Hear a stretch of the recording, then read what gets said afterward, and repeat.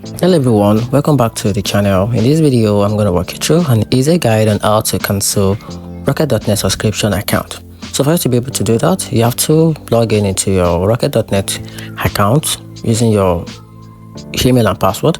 Then after that, from the main dashboard, click the profile icon or account name at the top right, then select billing or account settings. So under billing tab, find the active hosting plan or subscription that you want to cancel. So next to your active plan, click manage or cancel subscription. Rocket.net will ask you to confirm the cancellation, review your details and click confirm, which is yes, cancel my plan.